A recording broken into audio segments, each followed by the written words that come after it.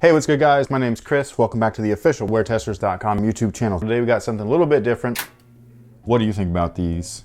I have a theory as to why you do not like the upper. The material? Yes. Okay. There is a Jordan shoe that you severely bashed. You called the upper garbage bag material. I think I know what shoe you're talking about. It's that React shoe? Yes. Yeah, that was ripstop though. Maybe it's the color and everything, but it has a very similar vibe. No, but that's what I mean is that this material feels like a knockoff of ripstop, and ripstop already feels cheap. And so it's like, well, how can you make ripstop? Trust me, man, it can happen. You know what I mean? Like, they can do it. If you don't think that a cheap feeling material could feel cheaper, they have accomplished that goal. And that's what I mean by it feels like they cost saved, because this is a lot of layers.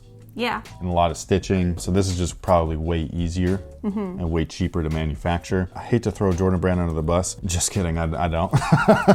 But you know, like when they did the Air Jordan 30, it's kind of the same feel and all that stuff, although they called that performance woven, but like you couldn't even see where it was woven. So I was like, where is it? Like it just felt like a napkin or like a Bounty paper towel or something. And that's kind of how this feels, and like what Jordan Brand always does whenever they f up on something. They're like, oh, well, you know, what we planned to do was so complex that we couldn't get it out in time. Couldn't finish it that 2 years. And so we decided to scrap what we were already doing, and this is the product that we were able to put out in like 4 months. Isn't that impressive? No, man.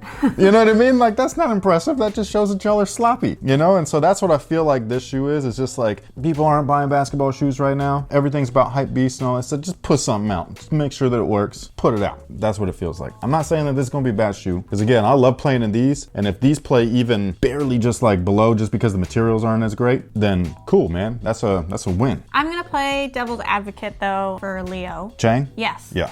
As in, I can understand and we've talked about it before, there is definitely a delicate balance between, hey, let's give the newest and greatest. Yes, the latest and greatest, which is what the KDs have been feeling. Versus, oh, all of these things worked. We'll just tweak it a little bit, make it a little bit fresher. Correct. There's two sides to it. There's the if it ain't broke, don't fix it. Yes. And then there's the let's throw everything that we can in there. Like what do they call it? Like the kitchen sink? Yes. And that's what I feel like the KD line has done a good job of, is that they've been giving us some of the latest and greatest without upcharging. Yes. You know, like the shoe's been $150 for how long now? Since like the 9, something like that. And I think that that's cool. $150, $160 or whatever. And so I think that that's really dope that we haven't seen a price increase, whereas we normally see that fluctuate a little bit with Kobe's, LeBron's, and Jordan's. Yeah. And so yeah, for whatever reason, this shoe, once it got to that point, they haven't really messed with it lately, which is great. Obviously, we're gonna, you know, when sales are down and stuff and they still keep margins the same, we're gonna see some things give or take, and the materials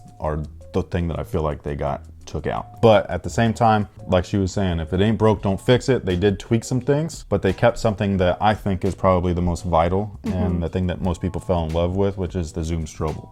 Can I ask a question about the phenomenon? Sure. Is that what the takedown model of this was? Yep. Okay. That was a Chinese brand, or not a Chinese brand, a Chinese line of like outdoor shoes. Yes. And that was like one of his first offshoots. Okay. Off of the signature line. And they were outdoor primary. They had outdoor style traction. Is that why LeBron has... They're called the Ambassador. Yeah. And then there's... the Witness. That's here. Yes. But there was another one too. LeBron's got a lot of lines. Okay. But yeah, that was a thing. Like the Phenomenon, I think it was the Phenomenon 4 was the first one that came here to the States. And that was a big deal. Then the Phenomenon 5 did. I don't think that they even continued the Phenomenon series. I think that's when they changed into the Mentality and then the Rage and the Instinct and all that stuff. It's a lot of stuff to keep track of. I know. I don't know how I do it.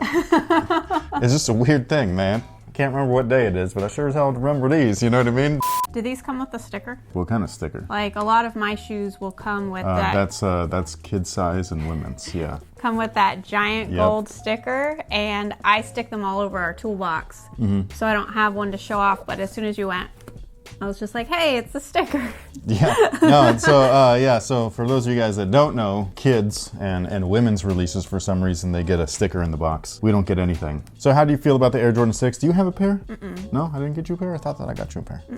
These are like out of my comfort zone. Why? Because I feel like they're too high and beefy around my ankles, and my ankles will disappear, and then you'll just see my calf muscles. So how do they look on me then? They look like I've been watching you wear them for 17 years. I guess you're used to it. Yeah. I think that these are fantastic, man. These are dope. The 6s I feel are kind of underrated at this point. I don't know, because you guys all have been making a really big fuss about this shoe, so it doesn't feel underrated to me. This colorway is not underrated. And those weren't underrated. That's what I mean. I feel like some 6s. So this is where I will credit the people that say like halt production on an Air Jordan 1, is because I can understand what they're talking about. Oh yeah, no, they definitely. When they do oversaturate, to right? use a term that you like to use, they do not whore out. Oh yeah. Well, they feel like they've been whoring out the 6s for a little while. I feel like the 6 is kind of like a every year release, because it's almost like a guaranteed sale. Okay. But then they've done dumb stuff to them, like the denim ones that they recently dropped, which a lot of people like, but I don't. And then when they do the drops where it's damn near the same color all the time, like those other hairs that people were calling the hair 7s, right? But they were like alternate 91s or whatever. Now there's an actual hair and all this stuff, and it's just kind of like, how many times are you gonna do the same thing? That's the thing where like, I understand where they say like halt production and stuff. However, when you do it right, when you do a colorway that people really want, you can't make enough of them, basically. You know what I mean? They prove that every December with the Air Jordan 11 releases. This is why I don't put out merch like this, because I don't put stuff out like this all the time, because for one, I want it to be a certain quality, and to have that costs a lot of money. Then you have to actually sell it to people, and I don't want it to be above a certain price, but I want to have that quality there. So again, there's 2 dings against me. You know what I mean? And then the third thing is there enough people willing to pay the price for the quality? And I always feel like no. So I never put out stuff like this, but I would love to. A hoodie today with sorry, I don't mean to keep pointing there. What I'm trying to say is, what's that thing? Stitching? Embroidery.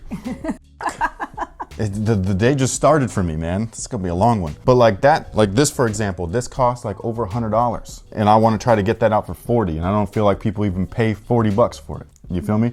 I think it's a great learning moment for everybody else in the shoe industry, as in like, hey, Jordan Brand, like way up here. But at the same time, if you want something to last, don't have a person be. But that's the funniest part, is who's teaching who what. Because every year, guess who is the largest selling brand? I know. It's Jordan Brand. That's what I mean. So it's like, maybe this doesn't sell, but they make up for it with all the sales of everything else, right? Maybe it's a great learning moment for athletes out there. Like, hey, well, don't go over there. No, it's not that. It's the great lesson for athletes. Dwyane Wade took this seriously, because Dwyane Wade was at one time the next face of Jordan Brand. He was like, you know what? I think I would like to do what Jordan did more wholeheartedly, which is create a brand. He went over to Li-Ning, and then made the Way of Wade. Yeah, they made the Way of Wade brand, and they got everything now what Jordan has. They got everything from lifestyle to training to running to basketball to a sub brand like the outdoor version, or the what would be deemed the takedown. But at the same time, they're not even in the top 3. No, they're very tiny in the US. Yeah. But they do what they do well overseas. So it's just really interesting the way that the whole thing, because we could talk circles. Oh, I know. We do. We go on walks. No, I know. That's all you could do right now. No, I know. But like, you could literally just talk circles, because I can have an opinion or an idea. You can have an opinion and an idea. The next person, maybe whoever we're talking to on the other side of this camera, has an opinion and an idea. And all of us can be like, oh. Yeah. You know, because there really is no wrong anything. Because this is the thing. Check this out. You have the main Kobe. Pretend again that this is a Kobe shoe, and then this is the sub shoe, right? And right now, Kobe, unfortunately, I was about to say retired. Unfortunately, he's no longer with us. But even at retirement, there were players wanting to carry on that torch. Mm-hmm. You know what I mean? Like carry the mantle of the Mamba and stuff. And so you have guys like Anthony Davis, you have DeMar DeRozan, and you got these guys that are just wearing these shoes in their own PEs. Now it's like a Jordan Part 2, because a lot of people don't do that with LeBron shoes, which is really interesting, because the LeBron Soldier used to be everywhere. Even Draymond, while playing against the dude, was wearing Soldiers, because the Soldier line is great, whereas the LeBron line is pretty specific as far as like what it offers. And so I think it's so interesting that the Kobe line can have the main shoe and be worn by everybody, because it's not his face. That's exactly the thing. Is that a swoosh is not a Yes. man, but it still is one of those things where it's like, well, should we as consumers care then that this is a man? Who cares? Just pretend like that's nobody. Pretend like the Jumpman is just what it is, which is a brand mark. And this is a product that they make, and it's a good product. It's just super weird. It's super weird. And it's so much to think about. Like, I just think from a business perspective, it's interesting. You don't even have to be in the shoes. Just be into business and be like, what the, you know? Because it's a head scratcher. Why is there this, when there's that? And what really sells is all that stuff over there. You know what I'm saying? So it's like, what the, like, who's buying Trunners right now? You know? Like, LFO's not a thing anymore. You just aged yourself. Hey, I'm just saying, like,